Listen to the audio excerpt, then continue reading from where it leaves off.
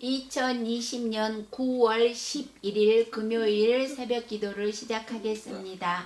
다 함께 찬송은 559장 사철의 봄바람 불어입고 찬송하겠습니다.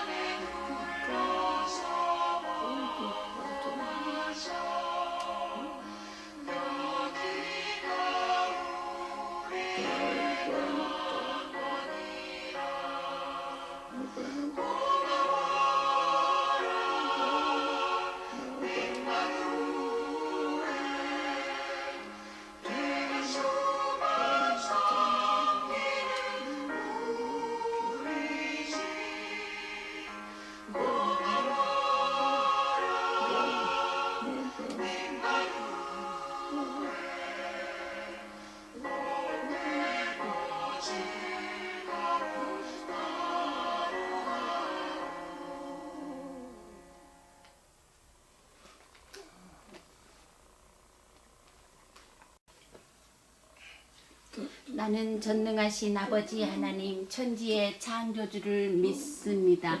나는 그의 유일하신 아들 우리 주 예수 그리스도를 믿습니다. 그는 성령으로 잉태되어 동정녀 마리아에게서 나시고 본디오 빌라도에게 고난을 받아 십자가에 못 박혀 죽으시고 장사된 지 사흘 만에 죽은 자 가운데서 다시 살아나셨으며 하늘에 오르시어 전능하신 아버지 하나님 우편에 앉아 계시다가 거기로부터 살아있는 자와 죽은 자를 심판하러 오십니다. 나는 성령을 믿으며 거룩한 공교회와 성도의 교제와 죄를 용서받는 것과 몸의 부활과 영생을 믿습니다. 아멘. 다 함께 성경 말씀을 읽겠습니다.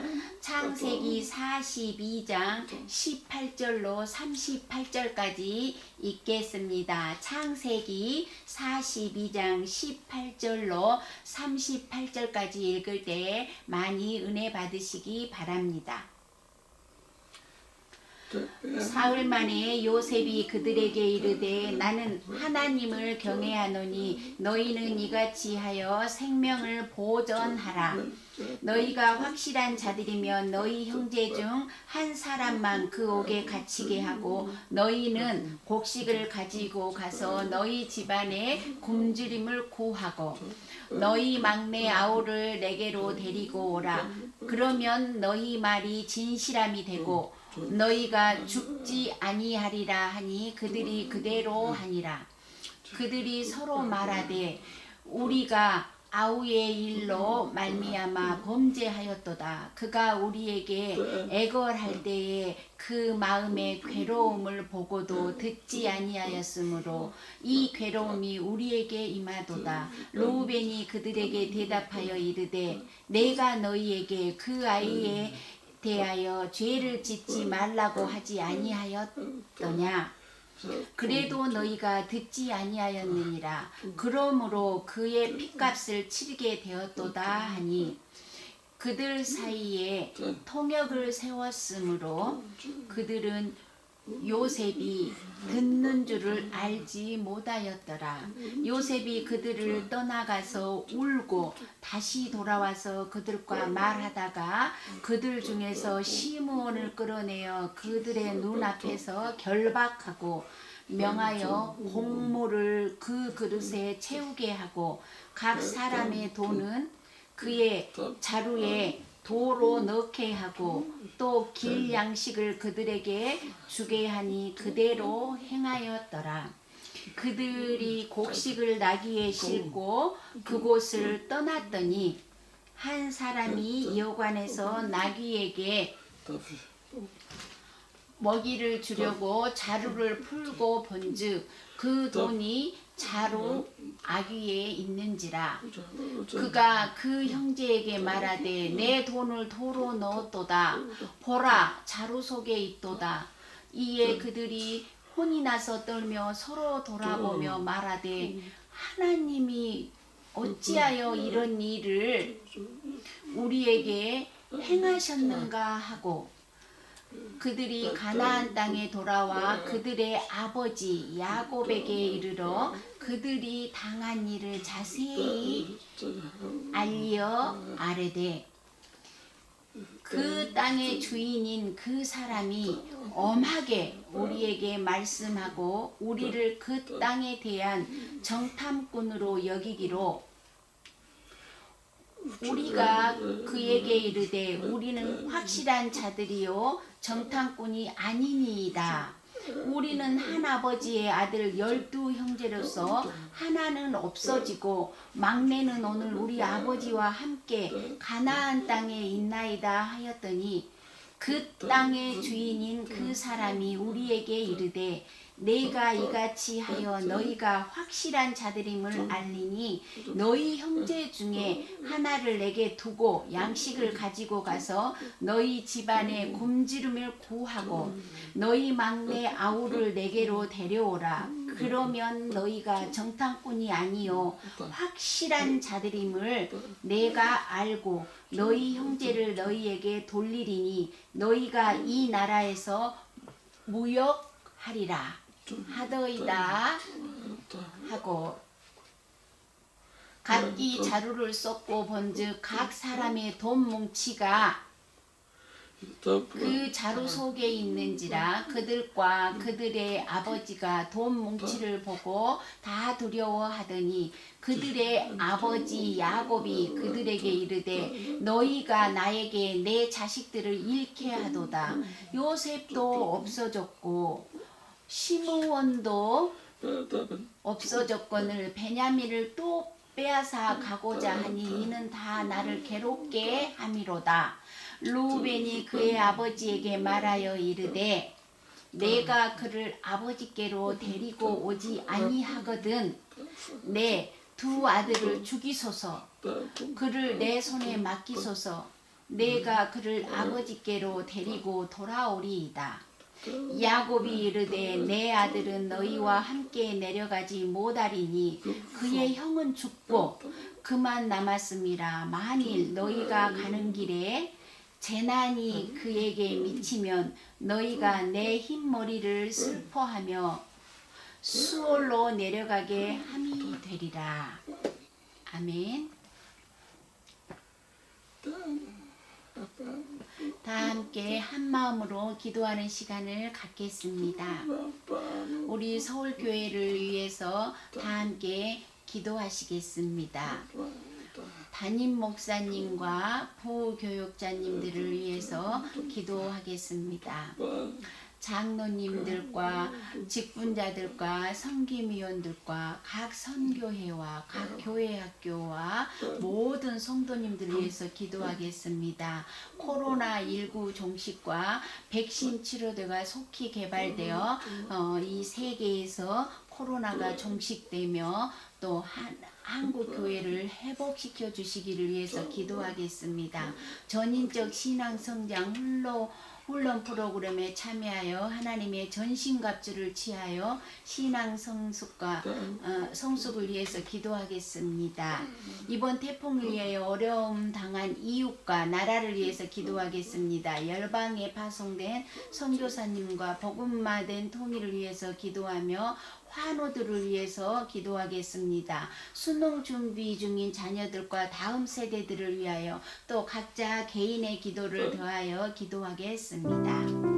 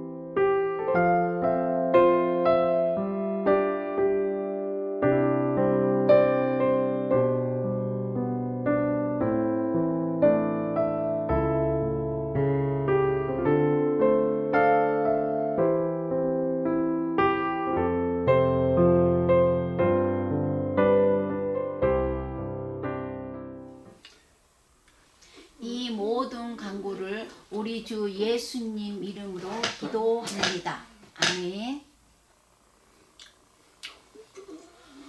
오늘 본문 42장에서 요셉은 하나님의 특별한 은혜로 생각지도 못했던 가나안 땅에 있는 형들을 만나게 됩니다. 이는 도저히 있을 수 없는 일이지만 하나님은 우리가 상상할 수 없는 방법으로 역사하시기도 합니다. 잃어버린 22년을 메우는 일은 쉬운 일이 아니었습니다. 형들이 변했는지 아니면 자신을 팔았을 때처럼 여전히 악한 모습인지 베냐민도 죽음을 맞이했을지 아버지는 또 어떻게 되셨는지 아무것도 아는 것이 없는 요셉은 형들을 시험하기 시작합니다. 사흘 동안 형들을 감옥에 던져둔 요셉은 그들을 불러서 우선 가나안 땅에 있는 가족들에게 양식을 공급하게 합니다. 그러면서 몇 가지 시험을 합니다. 먼저 요셉은 시므온만 남겨두고 나머지 형제들을 가나안 땅으로 돌려보냅니다. 이때에 르우벤이 하는 말을 들은 요셉은 22년 전 자신을 팔아넘긴 형들의 마음에 여전한 죄책감이 있다는 사실을 알게 되었습니다. 이 일을 통해서 형들은 오랜 세월 망각하고 묻어두었던 자신들의 범죄가 생각나게 되어 두려워합니다. 이제서야 그들은 자신들이 한 행동을 뼈아프게 후회하며 회개하는 마음으로 벌받을 준비를 하게 됩니다. 하나님께서는 긴 세월을 기다리시면서 형들이 요셉에게 행했던 악행을 회개하게 하시고 회개하게 하셔서 야곱의 가족들을 회복시키고 또한 놀라운 하나님의 섭리는 야곱의 가족만이 이주해서 이 기근을 면하게 하심이 아니라 더 큰 섭리의 큰 그림으로 아브라함에게 약속하셨던 구원 사역을 위해 요셉을 애굽으로 먼저 보내셨음을 알게 하십니다. 우리는 하나님의 뜻을 이루어 가시는 과정에 있어서 지금은 이해할 수 없고 어렵고 힘들 때가 많지만 오늘 요셉에게 하나님의 역사하심으로 진정한 회복을 찾아가는 것처럼 우리 광야 공동체에도 이와 같은 진정한 회복의 때가 임하시기를 소망합니다. 요셉은 3일 동안 형제들을 감옥에 가두었습니다. 19절로 20절에서 요셉은 한 가지 조건을 제시하는데 너희가 확실한 자들이면 너희 형제 중 한 사람만 그 옥에 갇히게 하고 너희는 곡식을 가지고 가서 너희 집안에 굶주림을 구하고 너희 막내 아우를 내게로 데리고 오라. 그러면 너희 말이 진실함이 되고 너희가 죽지 아니하리라 하니 그들이 그대로 하니라. 요셉은 마음을 바꾸어 형들 중 한 명만 옥에 가두고 9명은 곡식을 챙겨주며 고향에 보내 굶주림을 면하라고 말하면서 막내 동생 베냐민을 데리고 오면 그들의 진실함을 믿고 그들과 무역도 하겠다고 하자 형들은 난처해합니다. 형들은 옥에서 풀려나고 곡식을 얻었지만 베냐민을 데려와야 하는 공경에 처하게 되어 난처한 입장이 됩니다. 왜냐하면 아버지인 야곱이 절대로 베냐민을 보내줄 리가 없는 것을 형들은 잘 알고 있기 때문입니다.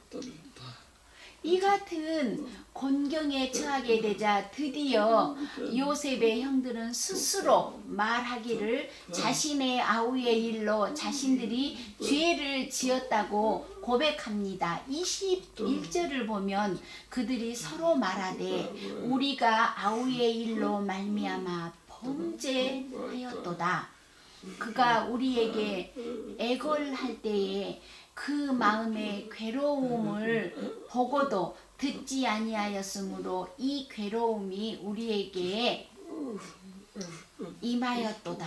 그들이 어려움에 빠지면 빠질수록 자신들이 전혀 생각하지 못했던 내면의 죄가 하나씩 드러나기 시작합니다. 이것이 하나님께서 원하시는 목적입니다. 형들은 계속되는 고난이 그들로 하여금 오래전의 죄를 떠올리게 합니다. 이럴 때는 뉘우치며 회개해야 합니다. 그래야만 하나님의 축복을 받고 열매를 맺게 됩니다. 21절을 보면서 깨달은 것은 고난에 처하게 되면 깨닫게 되는 영적 메시지가 있는데 세 가지를 생각해 봅니다. 첫째, 요셉의 형들은 요셉의 사건을 잊을 뻔했다는 것입니다.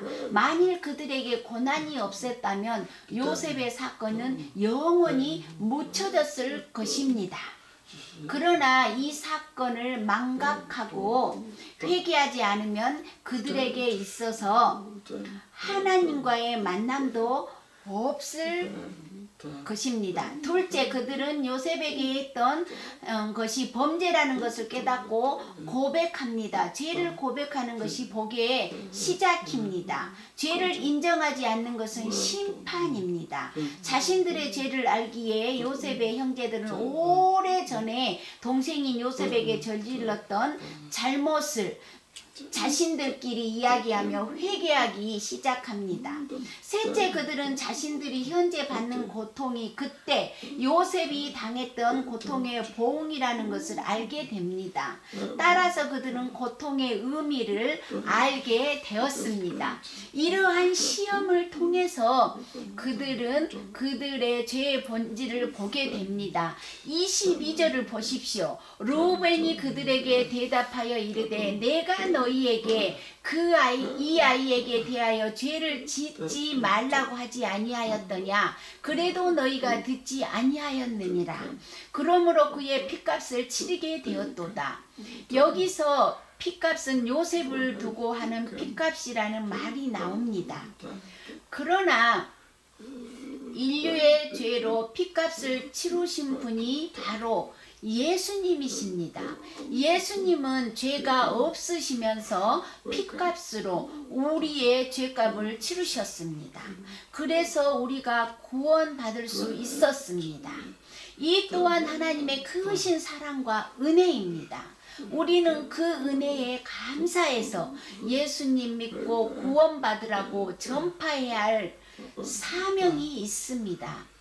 여기서 르우벤이 한 말은 요셉이 신분을 감추기에 일부러 통역을 세웠으므로 알아듣지 못할 것이라고 생각하고 자기들끼리 하는 말이지만 요셉은 다 알고 듣고 있습니다. 이 말씀처럼 사람들은 하나님께서 우리가 하는 말을 알지 못하리라고 생각하며 하나님이 모르신다고 생각하기 때문에 죄를 짓습니다. 그러나 하나님께서는 모든 것을 다 알고 듣고 계십니다.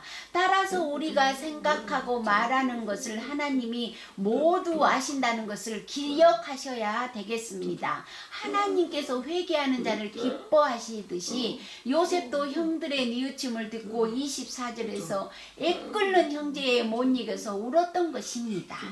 그러나 여기서 만족하지 않고 형제들이 저지른 과거의 죄를 깨끗하게 회개할 기회를 주기 위해서 시험을 계속하고 있습니다. 성경에는 인간의 죄는 끝까지 추적한다고 말씀하고 있습니다. 형들의 양심에 기록되어 있듯이 22년 전 요셉을 팔고 괴롭혔던 사실들이 생각나고 그것이 하나님 앞에 엄청난 죄였음을 깨닫게 된 그들은 드디어 하나님을 인식하기 시작했습니다. 요셉은 그들이 자신의 말을 알아듣지 못하는 줄 알고 서로 대화를 나누었지만 그것을 다 알아듣지 않았습니까? 요셉은 그들의 말을 전부 다 알아듣고 형들이 나를 팔아먹은 것이 죄였다는 사실을 이제야 깨닫고 있는 것을 알고 실컷 울고 다시 돌아와서 말을 합니다. 시므온만 결박하고 너희는 돌아가라. 그리고 가서 막내 아우를 데려와라. 그러면 정탐꾼이 아닌 것을 인정해 주겠다. 그리고 많은 양곡을 주고 양곡 값으로 낸 그 은돈을 자루에 같이 넣어서 보냈던 것입니다. 27절로 28절을 보면 요셉은 몰래 형들의 곡식 자루 속에 그들이 지불한 돈을 토로 넣었습니다. 이는 가족을 사랑하는 요셉의 마음이었던 것입니다. 그러나 아무것도 모르는 그들은 돌아가는 길에 자루를 열어보았다가 돈을 발견하고는 놀란 나머지 두려워합니다.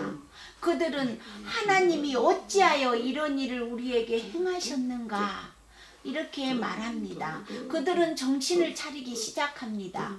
그러면서 자꾸만 벌어지고 있는 일들을 하나님과 연관시켜서 생각해 봅니다. 29절로 34절에서 이들은 아버지 야곱에게 돌아와서 지금까지 있었던 모든 일을 말합니다. 그러자 36절에서 야곱은 너희가 나에게 내 자식을 잃게 하도다. 요셉도 없어졌고 시므온도 없어졌거늘 베냐민을 또 빼앗아 가고자 하니 이는 다 나를 해롭게 함이로다. 야곱은 하나님을 믿지만 영적인 안목이 없는 모습을 보여주고 있습니다. 그는 하나님의 섭리를 보지 못하고 있습니다. 여기서 하나님이 야곱을 괴롭히기 위한 것이 아니었는데 그는 모든 것이 자신을 해롭게 하는 사건이라고 생각합니다. 그러나 조금 지나면 하나님께서 이렇게까지 하신 이유를 야곱은 알게 될 것입니다. 하나님은 야곱에게 복 주시기 위한 것입니다. 그리고 야곱의 아들들을 회개하고 돌이키게 하고자 하신 것이었습니다. 오늘 본문을 보면서 하나님의 오묘하신 섭리는 인간으로서는 상상할 수 없는 경지에 이릅니다.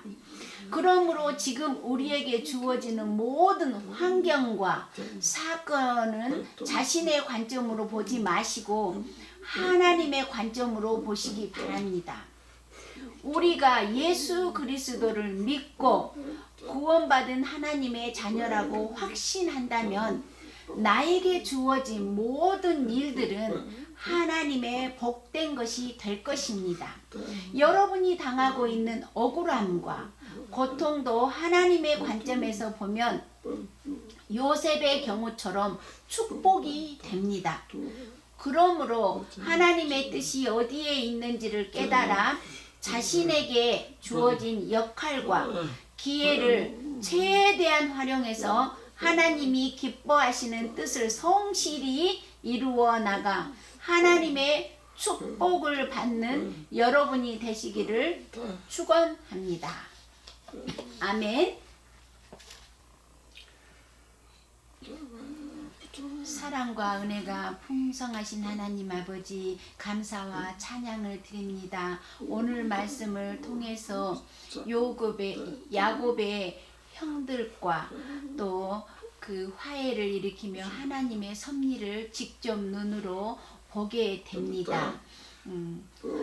여전히 잘못을 몰랐던 요셉의 형들이 이제는 잘못을 깨닫고 회개하게 됩니다. 이렇게